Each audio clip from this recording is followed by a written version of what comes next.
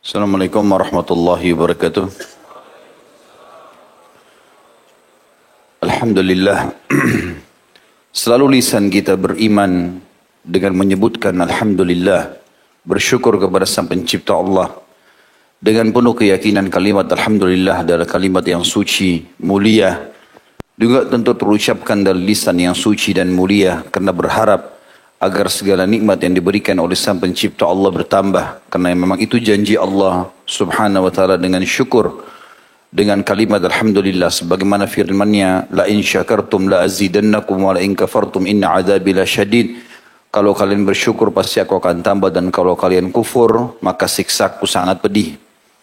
Selanjutnya kita panjatkan salam hormat kita, salawat dan taslim kepada junjungan Nabi besar Muhammad sallallahu alaihi wasallam.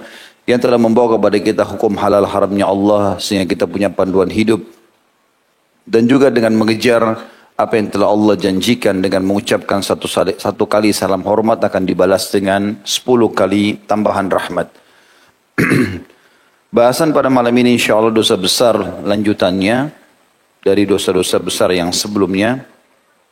Terakhir sudah kita bahas 122 tentang berdusta dalam soal mimpi. Dan sudah panjang lebar kita jelaskan tentang masalah mimpi pada pertemuan sebelumnya. Dan malam ini insya Allah dosa besar ke-123 tentang masalah haramnya menginjakkan kaki, duduk dan buang air di atas kuburan. Saya akan bacakan dulu apa yang ditulis oleh Syekh Muhammad dalam dosa besar ini. Yang pertama yang diangkat oleh beliau adalah riwayat Imam Bukhari di jilid 12 halaman 427. Tentu ini dalam Fathul Bari syarah Sahih Bukhari. Abu Hurairah radhiyallahu anhu berkata, Rasulullah sallallahu alaihi wasallam bersabda, "La an yajlisa ahadukum ala jamratin fatuhriqu thiyabahu fatakhlusu ila jildihi khairun lahu min an yajlisa ala qabr." Yang artinya, sungguh seseorang dari kalian duduk di atas bara api sehingga terbakar bajunya hingga sampai ke kulitnya adalah lebih baik dan lebih ringan baginya daripada dia duduk di atas kuburan. Hadits ini sangat jelas. Ada penyebutan tentang lafaz duduk di atas kuburan.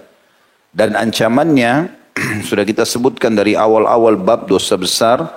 Semua yang ada ancaman, siksaan, laknat, api neraka, apa saja jauh dari rahmat Allah, ini berarti kena atau masuk dalam kategori dosa besar. Sebagaimana Imam Az-Zahabi rahimahullah sudah mengkategorikan itu. Dan di sini ada ancaman seakan-akan baju terbakar sampai membakar kulit atau membakar tubuh. Berarti larangan sangat tegas tentang duduk di atas kuburan. Ya. Kemudian beliau mengatakan, ketika mengubur mayit, sebagian orang ada yang tidak mengindahkan jalan yang mesti dilaluinya, sehingga di sana sini menginjak kuburan, bahkan terkadang dengan sepatu atau sandal mereka tanpa sedikit pun rasa hormat kepada yang sudah meninggal. Tentang besarnya persoalan ini, Rasulullah SAW bersabda, La an amshiya ala jamratin aw sayfin aw akhsifa na'li birijli ahabbu ilayya min an amshiya ala qabri muslim. Artinya, sungguh aku berjalan di atas bara api atau di atas pedang yang tajam atau menambal sepatu dengan kakiku sendiri, lebih aku sukai daripada aku berjalan di atas kuburan seorang muslim. Hadis ini hadis sahih diriwayatkan oleh Ibnu Majah di jilid 1 halaman 499 dan disebutkan juga oleh Syekh Al-Albani dalam Sahihul Jami' nomor 5038. Hadis ini juga sama. Nabi SAW mengancam bagi siapapun yang jalan menginjak, ya kalau tadi riwayat pertama duduk, maka ini riwayat yang kedua tentang masalah menginjak kuburan. Itu lebih ringan, ya. Lebih baik seseorang menginjak pedang sehingga dia tentu terpotong atau teriris dengan pedang tersebut, atau menginjak bara api sehingga membakar tubuhnya. Itu lebih ringan daripada dia menginjak kuburan seorang muslim. Kata beliau, lalu bagaimana halnya dengan orang yang menguasai tanah kuburan kemudian di atasnya dibangun pusat perbelanjaan atau perumahan elit? Na'udzubillah, kata beliau. Sebagian orang yang tidak memiliki itikat baik, apabila ia ingin membuang air, ia pergi ke kuburan. Kemudian buang air di atasnya sehingga mengganggu orang-orang yang meninggal dengan najis dan bau busuknya. Ini ada beberapa poin nanti kita garis bawahi ya. Ada kalimat dulu yang mengatakan sehingga mengganggu orang-orang yang meninggal.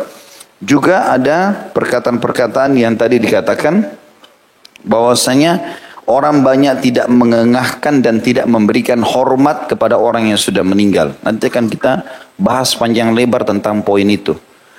Insya Allah. Sebagian orang tidak memiliki etikat baik apabila ia membuang air besar, maksud dalamnya buang air kecil ya, atau buang kotoran, ia pergi ke kuburan, kemudian buang air di atasnya sehingga mengganggu orang-orang yang meninggal dengan najis dan bau busuknya.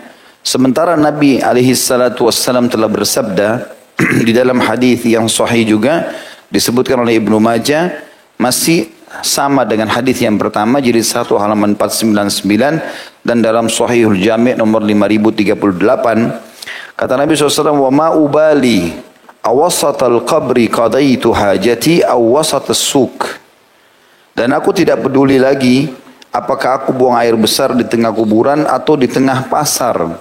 Artinya keburukan buang air besar di kuburan sama dengan buruknya membuka aurat dan buang air besar di tengah-tengah orang banyak di pasar.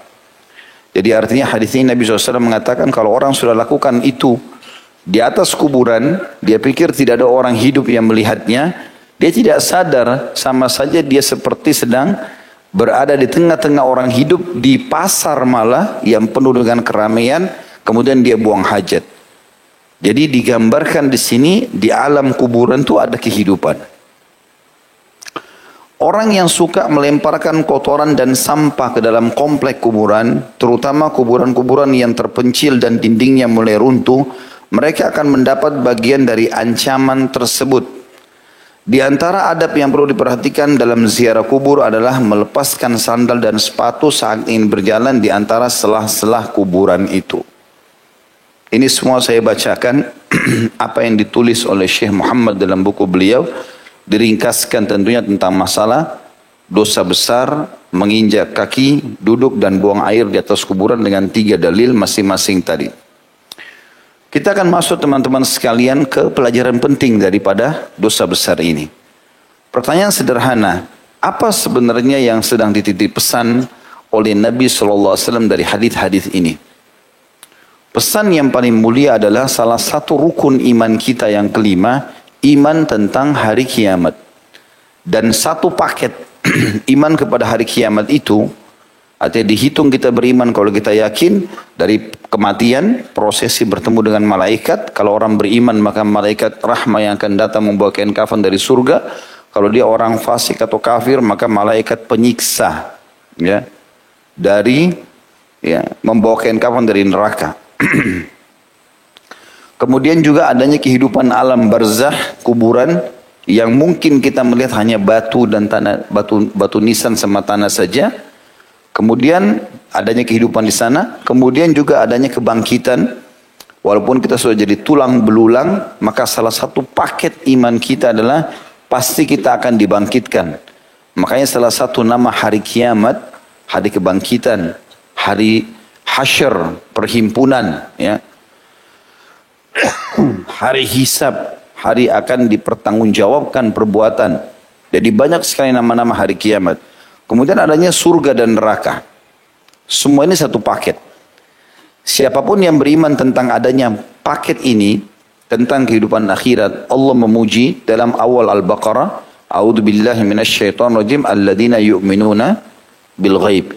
Mereka beriman kepada gaib. Maksud dalam gaib adalah yang tidak tampak dengan kita. Di antara iman kepada Allah, iman kepada malaikat, iman kepada hari kiamat ini. Ya, rentetannya semua dari prosesnya mati sampai surga neraka kita belum pernah lihat. Tapi wajib kita imani keberadaannya. Untuk menjawab dulu secara rasional, bagaimana kita lebih yakin tentang hal yang gaib ini? Terlalu banyak saudaraku seiman, apa yang kita lalui dalam kehidupan kita sehari-hari ini, itu banyak yang kita gaib. Tapi kita bisa rasakan. Seperti misalnya perasaan kita, rasa suka, rasa sedih, rasa lapar, rasa kenyang. Dan hampir semuanya perasaan yang kita rasakan ini, kita bisa rasa dan kita tertuntut untuk memenuhinya. Misalnya lapar, misalnya haus. Tapi kita nggak pernah lihat wujudnya. Ada yang pernah lihat wujudnya lapar di sini? Hah? Haus, cinta, benci, ya, takut, senang, semua kita rasakan tapi nggak bisa nampak. Berarti ada hal-hal yang gaib bagi kita, tidak nampak tapi kita rasakan. Kan gitu. Itu secara rasional, gitu kan? Berarti memang ada hal-hal seperti itu yang tidak mungkin luput dari seseorang.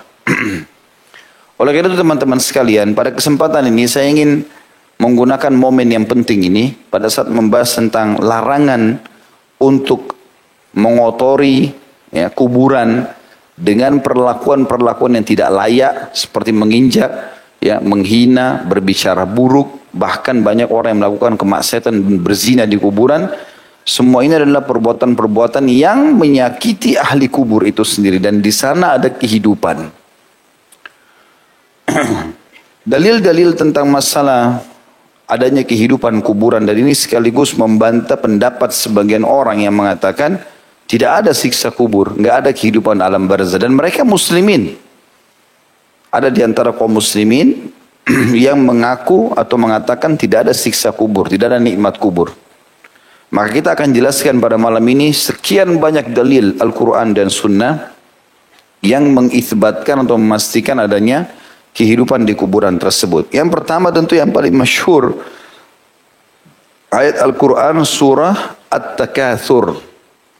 Ya, surah nomor 102 itu ada 8 ayat, tapi kita kalau lihat 3 ayat pertama yang fokus masalah kuburan. A'udzubillahi minasyaitonirrajim. Bismillahirrahmanirrahim. Alhaakumut takatsur. Kalian terus saja hidup bermegah-megah, kejar dunia ini dan kalian lupa tentang tugas dan kewajiban kalian. Kalian melalaikan, kata ulama tafsir, larangan-larangan Allah dilanggar hatta zurtumul maqabir, sampai kalian masuk ke dalam kuburan itu. Maqabir jamak daripada maqbarah yang berarti kuburan. Kemudian Allah mengatakan di ayat 3-nya, kalla saufa ta'lamun. Nanti kalian pasti akan tahu ada kehidupan di sana. Ini dalil yang sangat jelas tentang masalah adanya kuburan dan adanya kehidupan di sana.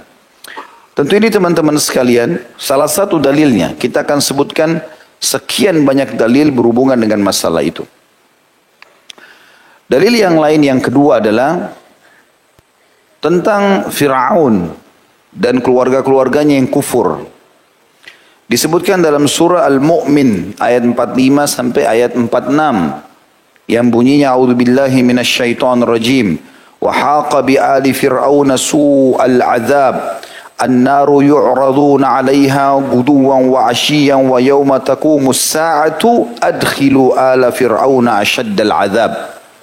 Artinya, dan Fir'aun beserta kaumnya yang kafir dikepung oleh azab yang amat buruk. Di mana azab yang amat buruk itu? Ada 2 disebutkan dalam ayat ini. Kepada mereka ini azab yang pertama, dinampakkan neraka pada pagi dan petang. Maksudnya kata ulama tafsir adalah di kuburan. Dan yang kedua, dan hari terjadinya kiamat. Nanti kalau dibangkitkan, dikatakan kepada para malaikat, masukkanlah Fir'aun dan kaumnya ke dalam adab yang sangat keras. Apa perkataan para ulama tafsir tentang masalah firman Allah subhanahu wa ta'ala, an-naru yu'raduna 'alaiha guduwan wa 'ashiyya. Jenis siksa yang pertama tadi, kepada mereka Fir'aun dan kaumnya yang kafir itu dinampakkan neraka pada pagi dan petang. Imam Qurtubi rahimahullah berkata, sebagian ulama berdalil dengan ayat ini tentang adanya azab kubur. Artinya ada kehidupan di sana. Ya, ada kehidupan. Dan itu juga kita jelaskan ada nikmat bagi orang-orang beriman. Siksa ini bagi orang-orang yang kufur. Pendapat ini juga dipilih oleh Mujahid, Ikrimah, Muqatil, Muhammad bin Ka'ab. Ya. Banyak di antara ulama-ulama tabi'in yang memilih dan semua mengambil kesimpulan bahwasanya yang dimaksud dengan ayat ini adalah siksa kubur. Ini dijelaskan oleh Qurtubi dalam Al-Jami' li Ahkamil Quran jilid 15 halaman 319 pada saat menafsirkan Al-Mu'min ayat 45 sampai 46. Juga Asy-Syaukani berkata yang dimaksud dengan potongan dalam ayat ini adalah alam kubur. Disebutkan dalam buku beliau Fathul Qadir jilid 4 halaman 705. Ibnu Katsir juga berkata dalam tafsir Quranul Azim, ayat ini adalah pokok akidah terbesar yang menjadi dalil bagi ahli sunnah wal jamaah mengenai adanya azab atau siksa kubur. Karena Allah mengatakan, an-naru yu'raduna 'alaiha guduwan wa 'ashiyya. Kepada mereka, Fir'aun dan kaumnya ditampakkan neraka pada pagi dan petang. Tafsir Quranul Azim jilid 7 halaman 146. Dan Ibnu Qayyim rahimahullah memastikan dalam buku beliau Tafsir Al-Qayyim halaman 358, kepada mereka ditampakkan neraka pada pagi dan petang ialah siksaan di alam barzah. Sedangkan ayat yang lainnya dan pada hari kiamat adalah hari kiamat nanti kiamat kubra. Ya. Jadi dalil yang kedua ini menjelaskan kepada kita memang betul-betul ada kehidupan kuburan. Dan Fir'aun dipastikan dalam ayat ini itu akan disiksa di kubur dulu baru kemudian disiksa di akhirat. Sudah dua ayat ya. Yang ketiga dalam surah Thaha ayat 124, A'udzu billahi minasyaitonir rajim, wa man 'arada 'an dzikri fa inna lahu ma'isyatan dhankan wa nahsyuruhu yaumal qiyamati 'ama. Dan barang siapa yang berpaling dari peringatanku, kata Allah, maka sungguhnya baginya penghidupan yang sempit dan kami akan menghimpunnya pada hari kiamat dalam keadaan buta. Ibnu Qayyim berkata rahimahullah dalam tafsir beliau, bukan hanya satu orang salaf, namun lebih dari itu mereka berdalil dengan ayat ini bahwasanya adanya siksa kubur. Selanjutnya surah Al-An'am ayat 93 Allah berfirman, A'udzu billahi minasyaitonir rajim wa la tara idzal zalimuna fi gamaratil maut wal malaikatu yabasitu aydihim akhriju anfusakumul yawma tujzauna 'adzabal huni bima kuntum taquluna 'ala Allahi ghairil haqqi wa kuntum an ayati tastakbirun. Alangkah dahsyatnya sekiranya kalian melihat di waktu orang-orang zalim berada dalam tekanan sakaratil maut, wa naudzubillah. Sedang para malaikat memukul dengan tangan mereka sambil berkata, keluarkan nyawamu. Di hari ini kamu dibalas dengan siksa yang sangat menghinakan. Karena kamu selalu mengatakan terhadap Allah perkataan yang tidak benar. Nolak semua nasihat-nasihat dari firman Allah dan kata Nabi SAW. Dan karena kamu selalu menyombongkan diri terhadap ayat-ayatnya. Adapun perkataan para malaikat yang dikatakan di hari ini kamu akan dibalas dengan siksa yang sangat menghinakan. Siksa yang menghinakan sini adalah siksa kubur. Karena alam kubur adalah alam pertama setelah kematian. Ya, dan ini dikuatkan ayat ini subhanallah dengan hadis. Ya, disebutkan bahwasanya Hani salah satu dari orang terdekatnya Utsman bin Affan radhiyallahu anhu, dia mengatakan sesungguhnya Utsman bin Affan setiap kali ya mendatangi kubur beliau selalu menangis. Beliau selalu menangis, tidak pernah tidak menangis. Hani berkata, bekas budak Utsman bin Affan radhiyallahu anhu berkata, kebiasaan Utsman radhiyallahu anhu jika berhenti di sebuah kuburan beliau selalu menangis sampai membasahi janggutnya. Lalu ditanya, disebutkan tentang surga dan neraka tapi Anda tidak menangis. Namun Anda menangis dengan sebab melihat kubur. Kenapa begini? Maka beliau radhiyallahu anhu menjawab, sesungguhnya Rasulullah SAW bersabda yang artinya, kubur adalah persinggahan pertama dari persinggahan-persinggahan akhirat. Bila seseorang selamat dari keburukannya, maka setelahnya lebih mudah baginya. Bila seseorang tidak selamat dari keburukannya, maka setelahnya lebih berat darinya. Dan Rasulullah SAW juga bersabda, dan aku mendengarkan, kata Utsman, aku tidak melihat suatu pemandangan pun yang lebih menakutkan daripada kubur. Hadis ini hasan diriwayatkan Tirmidzi dan juga Ibnu Majah. Dan hadis ini sangat jelas merincikan tentang makna ayat tadi yang kita sebutkan, bahwasanya memang di kuburan itu ada kegelapan, ya, dan ada kehidupan di sana. Dan Utsman bin Affan menyebutkan ini dalam riwayat yang sudah disahihkan oleh para ulama. Demikian juga dengan riwayat yang lain, Abu Hurairah radhiyallahu anhu, ya, berkata bahwa seorang wanita kulit hitam, riwayat lain mengatakan atau seorang pemuda yang sering biasa menyapu masjid, tapi riwayat yang paling kuat dikatakan seorang wanita. Selalu Nabi SAW memperhatikan orang ini setiap kali membersihkan masjid. Satu waktu Nabi SAW kehilangan orang tersebut, maka beliau pun berkata kepada para sahabat, di mana orang yang biasa bersihkan masjid ini? Kata mereka, telah meninggal tadi pagi ya Rasulullah. Maka kata Nabi SAW, mengapa kalian tidak memberitahukanku? Kata Abu Hurairah, seolah-olah mereka meremehkan urusannya. Seperti tidak penting kalau mereka harus sampaikan Nabi, cuma penyapu masjid. Maka Nabi SAW menunjukkan kepada mereka akhlak yang mulia. Beliau mengatakan, tunjukkanlah kuburannya kepadaku. Lalu mereka menunjukkan, lalu beliau pun menyolati wanita itu. Lalu beliau bersabda di depan para sahabat, sesungguhnya kuburan-kuburan ini dipenuhi kegelapan bagi para penghuninya. Dan sesungguhnya Allah Subhanahu wa ta'ala menyinarinya bagi mereka dengan solatku terhadap mereka. Hadis riwayat Bukhari Muslim. Dan ini menandakan memang betul-betul ada kehidupan di sana. Jadi ada sesuatu yang mungkin banyak orang tidak mengetahuinya atau bahkan tidak mau mengetahui kalau mereka tidak membacanya. Bahkan banyak riwayat yang menjelaskan tentang adanya himpitan kuburan, seperti meninggalnya Sa'ad bin Mu'adz radhiyallahu anhu, sahabat Nabi yang mulia. Waktu dia meninggal itu dia hadiri oleh, kata Nabi SAW, oleh 70.000 malaikat dan arsy-Nya Allah goncang. Maka Nabi SAW mengatakan dalam hadis sahih riwayat An-Nasa'i, hadzal ladzi taharraka lahul arsy. Ini orang yang meninggal nih, Sa'ad bin Mu'adz, arsy-Nya Allah goncang karena dia meninggal. Wa futihat lahu abwabus sama, dan dibukakan baginya semua pintu langit.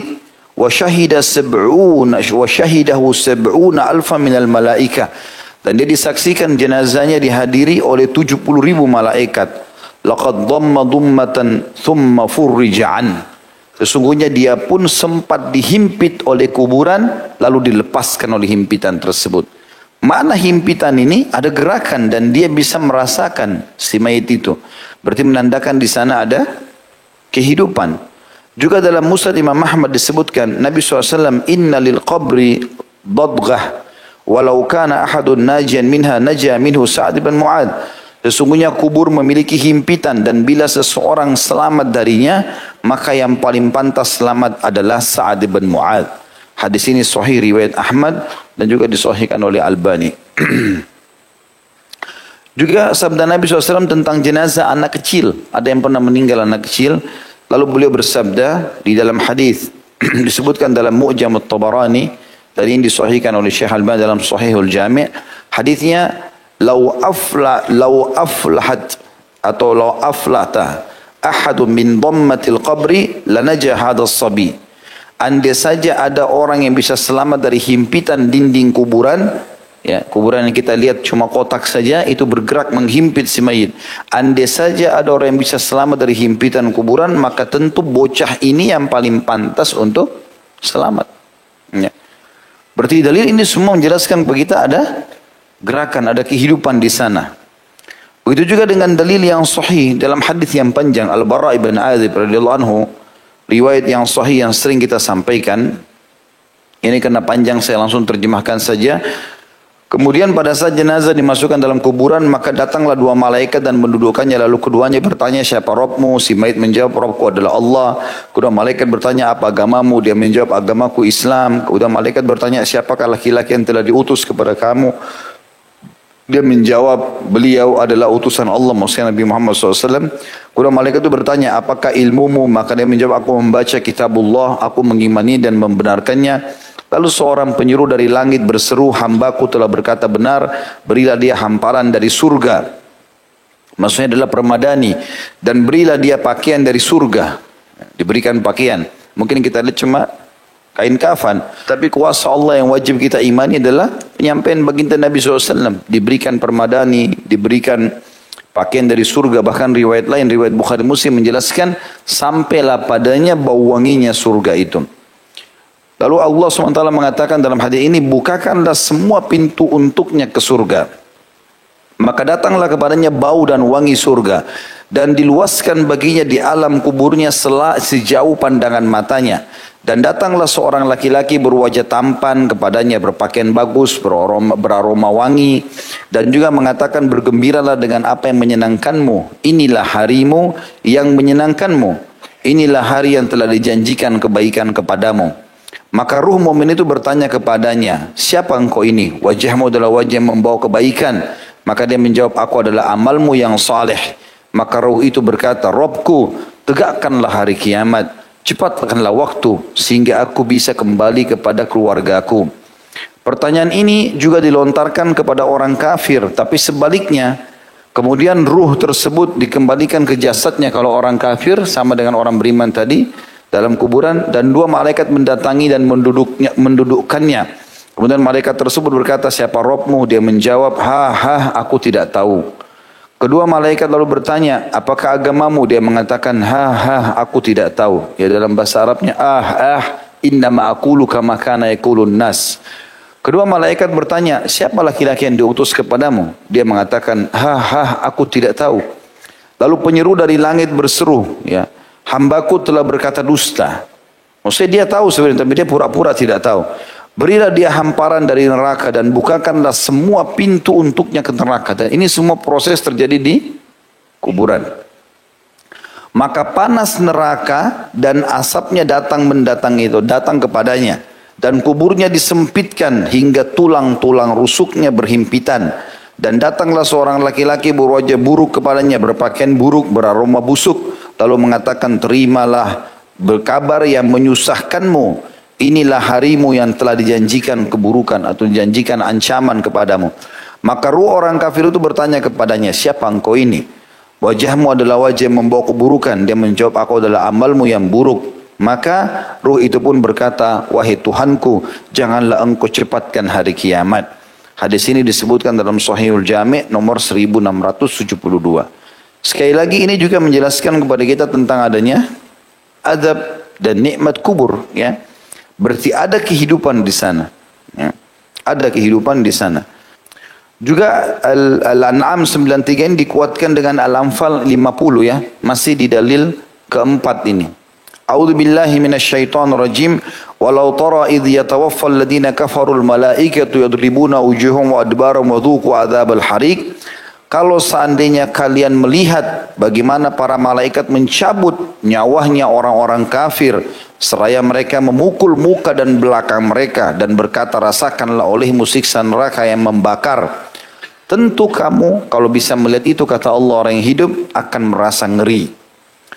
Disebutkan dalam tafsir Ibnu Qayyim juga, masih beliau menjelaskan halaman 358 beliau mengatakan yang dimaksud dengan siksa yang dirasakan adalah siksa alam barzakh. Ya, siksa alam barzakh. Dalil yang kelima adalah surah At-Tur ayat 45 sampai 47 yang berbunyi, A'udzubillahi minasyaitonirrajim. Fadharhum hatta yulaku yawmahum alladhi fihi yus'akun yawma la yugni anhum kaiduhum syai'an wala hum yunsarun wa inna lilladhina zalamu 'adzaban duna dzalika walakinna aktsarahum la ya'lamun. Maka biarkanlah mereka hingga mereka menemui hari yang dijanjikan kepada mereka, yang pada hari itu mereka dibinasakan. Orang-orang yang terus saja dalam kekufuran, kemaksiatan, dinasihati nggak mau dengar, maka Allah bilang biarkan aja mereka. Akan datang hari yang diancamkan, yaitu hari ketika tidak berguna bagi mereka sedikit pun tipu daya mereka, dan mereka tidak lagi ditolong. Dan sungguhnya untuk orang-orang yang zalim ada adab selain daripada itu, tetapi kebanyakan mereka tidak mengetahuinya.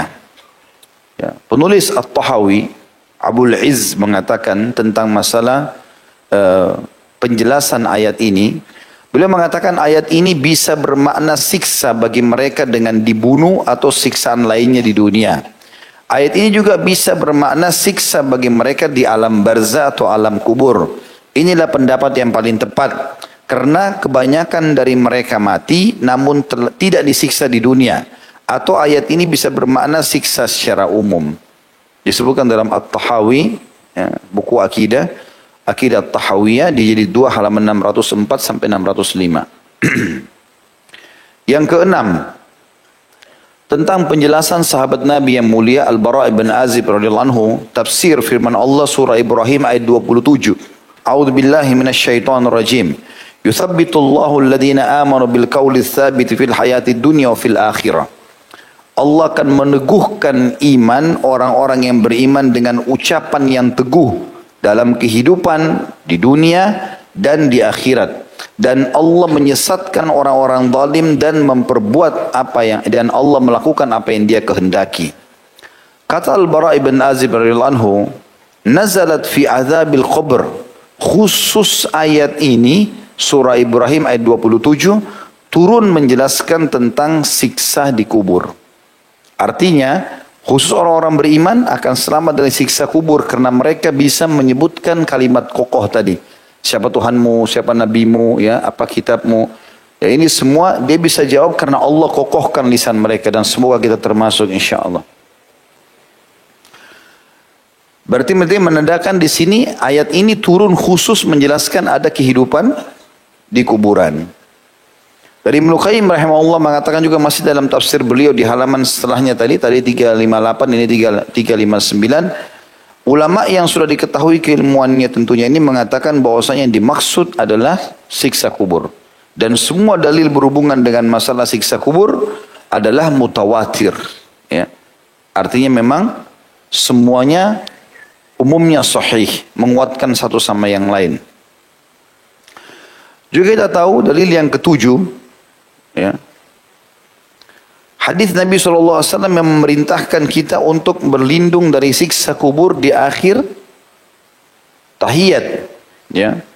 Yang kata Nabi SAW, "Idza faraga ahadukum minat tasyahhudil akhir falyata'awwad billahi min arba'ah." Kalau salah seorang di antara kalian selesai membaca tasyahud akhirnya sebelum salam, hendaklah dia selalu berlindung kepada Allah dari 4 hal. Lalu beliau sebutkan, min azabi jahannam, dari siksa neraka jahannam yang nanti akan datang naudzubillah di akhirat sana. Terus yang kedua, min azabil qabr, dan siksa kubur. Wa min fitnatil mahya wal mamat, dan dari siksa dan fitnah kehidupan dan kematian. Dan yang terakhir, wa min syarri fitnatil masih dajjal, dan dari keburukan fitnahnya masih dajjal. Hadis ini sahih riwayat Imam Muslim. Juga Nabi SAW sering kali membaca doa dan jadikan rutinitas beliau, Allahumma inni a'udzubika min adzabil qabr. Ya Allah, aku berlindung kepadamu dari siksa kubur.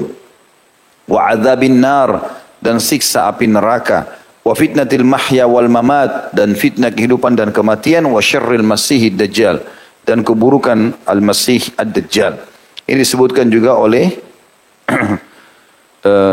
Imam Muslim atau disahihkan oleh Imam Muslim, diriwayatkan Imam Muslim. Oleh karena itu teman-teman sekalian, semua dalil yang kita datangkan tadi ini sebenarnya dengan tujuan untuk menjelaskan bahwasanya dilarangnya kita menginjak kuburan, ya. Kemudian tadi ada perkataan Syekh Muhammad yang mengatakan orang-orang ini tidak menghormati jenazah, ya. Kemudian mengirimkan bau-bau yang tidak sedap dengan buang air di kuburan. Ini semua menandakan bahwasanya memang di sana ada kehidupan. Ya. Begitu juga dengan dalil, masih ada dalilnya ya. Kalau dalilnya seperti misalnya hadis sahih riwayat Bukhari yang ajaran Nabi SAW kepada Aisyah tentang doa mengucapkan salam kepada ahli kubur, ya. Pada saat Aisyah mengatakan, ya Rasulullah, apa yang aku baca? Kata Nabi SAW, bacalah Assalamualaikum dara qaumin minal mu'minina wal muslimin. Ya, aku mengucapkan salam hormat kepada kalian wahai penghuni rumah, ya, orang-orang beriman dan orang-orang muslim, ya. Antumus sabiqun wa nahnu insyaallah bikum lahikun. Kalian telah mendahului kami akan menyusul kalian. Ghafarallahu mustaqbilina minkum wal mustakhirina minna. Semoga Allah mengampuni orang-orang yang mendahului kami di antara kalian dan yang akan menyusul di antara kami. Ya. Dan cukup banyak riwayat berhubungan dengan masalah doa ini. Kita teman-teman sekalian dianjurkan menziarahi kubur dan memuliakannya, tetapi ada adab-adab syar'i yang harus difahami. Ada hal yang boleh, ada hal yang tidak boleh. Ya, kalau kita disuruh ziarah kubur, dalilnya jelas, ya, supaya kita menghormati kuburan itu.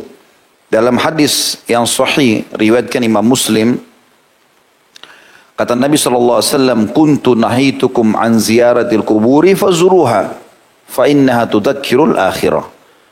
Dahulu, maksudnya pada saat di Mekah, aku melarang kalian, kata Nabi SAW, ziarah kubur. Tapi sekarang ziarahilah, karena dia mengingatkan pada kematian. Dia mengingatkan pada kematian. Jadi ini memang penekanan yang sangat jelas bagaimana kita disuruh untuk ziarah kubur. Ya. Khilaf di antara ulama tentang masalah perempuan boleh atau tidak ziarah kubur. Ada yang mengatakan boleh, ada yang mengatakan makruh, ada yang mengatakan dibolehkan. Syekh Utsaimin rahimahullah termasuk memegang pendapat bahwasanya bolehnya wanita menziarahi kubur, tapi tidak menjadikan rutinitas. Ya. Hadis yang berbunyi kuntu nahid anna Rasulullah SAW la'ana zawaratil kubur, bahwasanya Nabi SAW melaknat wanita yang banyak ziarah kubur, maksudnya banyak menziarahinya. Menurut Syekh Utsaimin rahimahullah, tidak sangat dianjurkan setiap laki-laki dan perempuan untuk ziarah kubur untuk mengingat masalah akhirat. Disebutkan bahwasanya satu waktu Aisyah radhiyallahu anha pernah pulang dari kuburan, kemudian beliau ditanya oleh seorang sahabat yang lain namanya Abdullah bin Abi Mulaikah radhiyallahu anhum ajma'in. Dia mengatakan, wahai ummul mu'minin, dari manakah anda? Maka Aisyah bertanya, dari kuburan saudaraku Abdurrahman bin Abi Bakar. Jadi saudaranya beliau yang meninggal lebih dulu. Lalu aku berkata, bukankah Rasulullah SAW melarang ziarah kubur? Maksudnya bagi wanita, anda perempuan, kok bisa ke kubur? Maka Aisyah menjawab radhiyallahu anha, dahulu Rasulullah SAW melarang ziarah kubur, kemudian beliau memerintahkannya. Dan beliau membolehkan ziarah kubur itu. Lafaz doa yang lain dari doa datang kubur itu assalamu ala ahli diyari minal mu'minin wal muslimin. Ini sedikit saya tambahkan tadi yang sempat saya bacakan. Assalamu ala ahli diyari minal mu'minin wal muslimin wa yarhamullahu al mustaqdimina minna wal mustakhirin wa inna insyaallah bikum lahiqun. Nabi SAW mengajarkan di antara lafaz untuk menziarahi kubur adalah Assalamualaikum, keselamatan bagi kalian wahai penghuni kubur dari kalangan kaum mukminin dan muslimin. Semoga Allah merahmati orang-orang yang mendahului kami dan orang-orang yang datang kemudian, dan insya Allah kami akan menyusul kalian. Ini disebutkan hadis sahih riwayat Muslim dan juga Imam Ahmad. Juga ada riwayat yang lain, dan ini riwayat yang sahih. Hadis ini diriwayatkan oleh Hakim dalam kitab Mustadraknya. Jadi melengkapkan riwayat yang sebelumnya, ya. Hadis ini bunyinya kuntu nahaitukum an ziyaratil kubur ala fazuruha. Dulu aku pernah larang kalian ziarah kubur, maka sekarang ziarahilah. Fa innahu, tujuannya fa innahu yuriqul qalb, karena dia bisa melunakkan hati. Ya. Hati orang itu kalau sering dengar musik, sering buat maksiat jadi keras. Dan kalau dibiarkan terus bisa seperti batu. Sebagaimana hadis sahih riwayat Bukhari yang berbunyi, kalau seorang mukmin berbuat dosa, maka Allah titikkan titik hitam dalam hatinya. Kalau dia tetap melakukan dosa, maka akan turun titik hitam sampai hatinya bisa hitam kelam, bahkan lebih keras daripada batu. Dan pada saat itu peringatan kalau datang tidak manfaat lagi. Dan kalau seseorang berbuat amal soleh, ditikkan cahaya satu titik, kemudian kalau dia buat lagi akan satu titik, terus sampai menerangi hatinya, dan akhirnya dia bisa menerangi orang lain. Jadi ziarah kubur termasuk cara yang paling efektif melunakkan hati. Sehingga kita tidak lagi keras, ya, dan berpegang pada dunia, terlalu berlebihan. Apalagi di zaman kita sekarang ini persaingan dalam masalah dunia luar biasa. Ya, masalah harta, masalah jabatan, masalah segala macam. Sehingga membuat hati itu butuh yang melunakkannya. Kemudian kata Nabi SAW, وَتُدْمِعُ الْعَيْنِ, dan dia juga ziarah kubur bisa membuat mata menangis. Kemudian وَتُذَكِّرُ الْآخِرَةِ, dan bisa mengingatkan tentang kehidupan akhirat. وَلَا تَكُولُ حُجْرًا, dan jangan pernah kalian melakukan hujra. Apa itu hujrah? Dijelaskan oleh para ulama. Hujrah adalah semua perkataan batil yang dilakukan oleh orang di kuburan selain yang disunnahkan oleh Nabi Sallallahu Alaihi Wasallam. Nabi mengucapkan salam, Nabi mendoakan. Ya. Maka orang kalau melakukan perbuatan-perbuatan ini masuk dalam umumnya hujrah yang disebutkan oleh Nabi alaihi salatu wassalam. Ya. Maka hal ini perlu digarisbawahi dan harus hati-hati tentunya. Kita simpulkan teman-teman sekalian di antara adab yang harus dijaga dalam ziarah kubur. Insya Allah kita tutup dengan ini. Yang pertama tentunya harusnya kita mengikhlaskan niat kepada Allah Subhanahu wa taala ziarah kubur karena perintah Allah Subhanahu wa taala. Jadi bukan murni hanya karena orang tua, saudara, ya, tetapi memang betul-betul karena Allah Subhanahu wa taala perintahkan sehingga ada nilai pahalanya. Itu yang pertama. Yang kedua, harusnya memahami tujuan daripada ziarah kubur yang disyariatkan. Ya, misalnya mengambil pelajaran tadi sebagaimana kita jelaskan ya, melunakkan hati, menangis, meneteskan air mata, mengingatkan akhirat. Kita bayangkan di dalam situ kuburan manusia yang seperti kita yang juga dulu pernah punya angan-angan dan melalui masa-masa seperti kita. Andai saja mereka bisa bicara, maka mereka akan menyampaikan dan menceritakan kepada kita kisahnya dan kita pasti akan menyesal.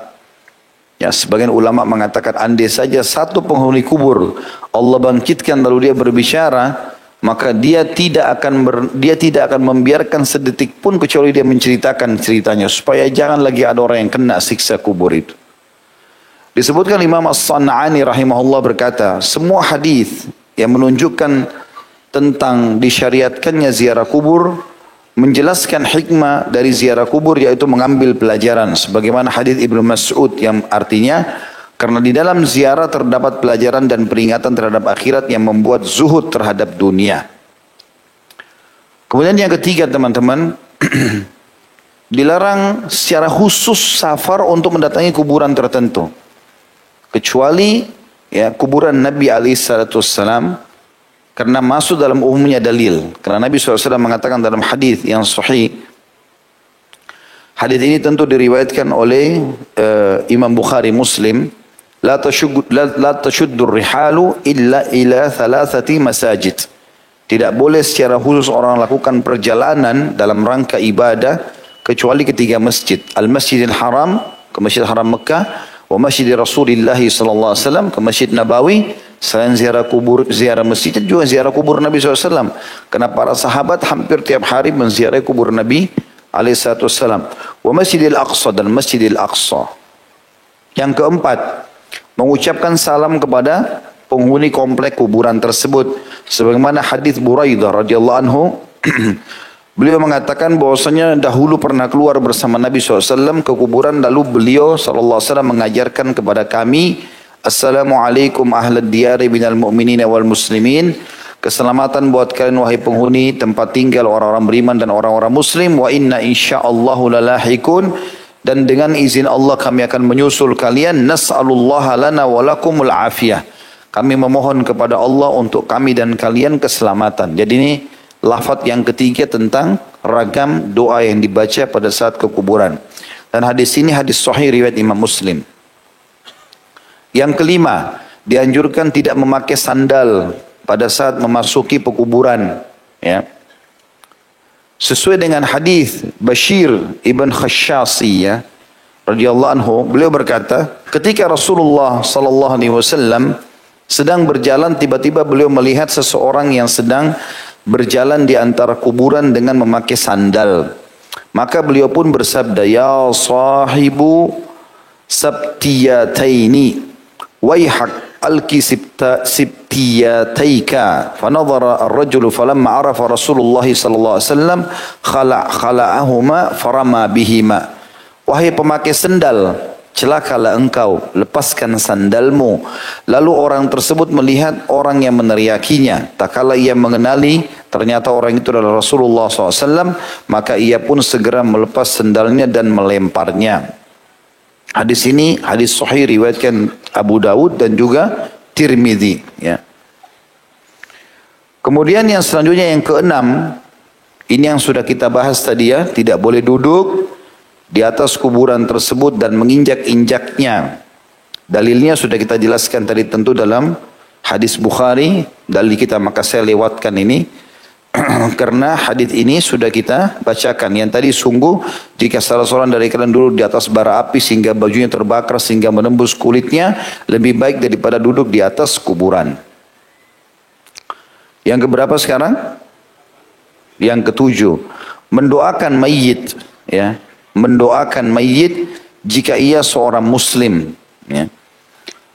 Dan jika itu adalah orang kafir, ia tidak mendoakannya. Sebagaimana disebutkan dalam hadis Bukhari, bahwasanya ada jenazah yang lewat, lalu para sahabat mengatakan, sesungguhnya orang ini orang baik.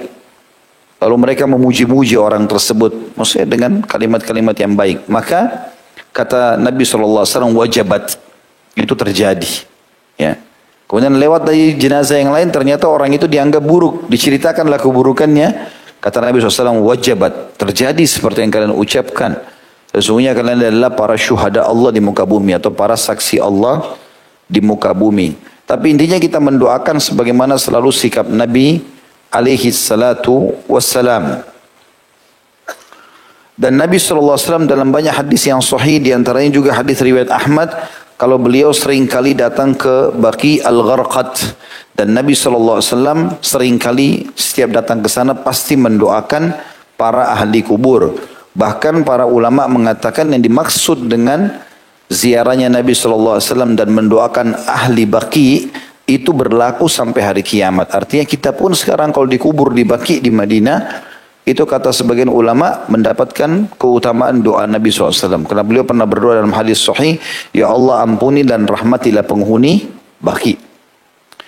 Kemudian yang kedelapan,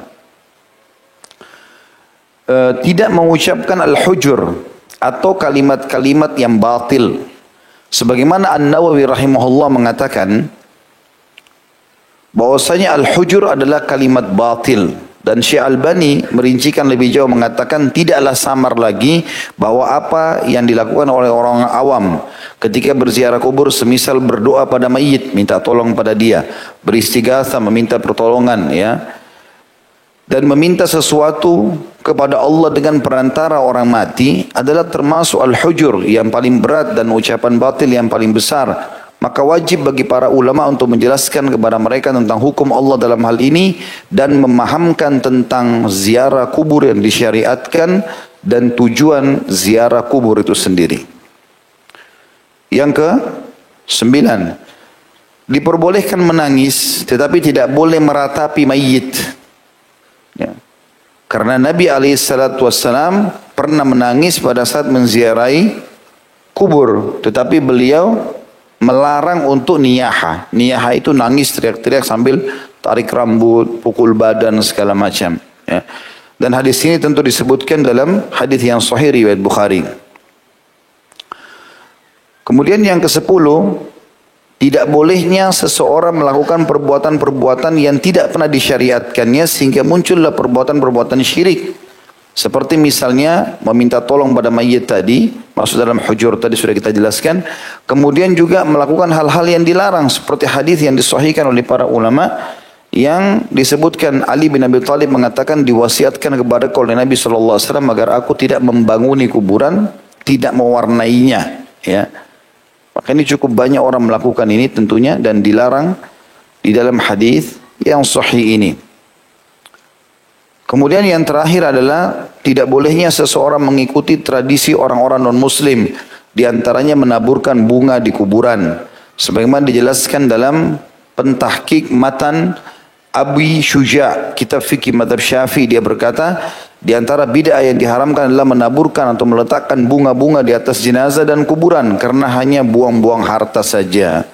Dan ini tentu disebutkan dalam bukunya ya. Dan buku itu namanya Ta'liq Matan Al-Ghaya wa Targhib fi Fiqh Syafi'i di halaman 106, terbitan Dar Ibnu Hazm, ya, Dar Ibnu Hazm. Tentu kalau ada yang mengatakan kan juga Nabi SAW pernah menancapkan pohon kurma ke kuburan sehingga itu berarti bisa jadikan dalil boleh taruh bunga. Ini pemahaman yang keliru. Kenapa keliru? Karena sikap Nabi SAW waktu beliau meletakkan lewat kuburan, lalu beliau tancapkan pelapa kurma, ya, ditaruh ditancap, dan beliau mengatakan penghuni kuburan ini, ya, akan diringankan baginya siksa kubur selama pelapa ini belum kering. Apa penjelasan ulama hadis? Yang dimaksud adalah ini mukjizat Nabi SAW, khusus buat Nabi. Bayangkan teman-teman kalau ini kita tarik umum, semua kita kalau ambil pelapa kurma tancap di kuburan, hilang siksa kuburnya. Berarti kan luar biasa gitu. Ya? Semua orang bisa selamat dari siksa kubur, dan setiap kali kering pelapa kurma tancapin lagi, berarti hilang lagi. Dan itu juga dikuatkan kata para ulama, para sahabat pun tidak melakukan itu. Belum pernah dinukil satupun riwayat Abu Bakar, Umar, Uthman, Ali, Talha, Zubair dan lain-lain menancapkan batang pelapa kurma ini di kuburan-kuburan. Itu hanya dilakukan oleh Nabi alaihissalam, dan ini berarti khusus untuk mujizat beliau. Jadi harus difahami masalah ini. Ya.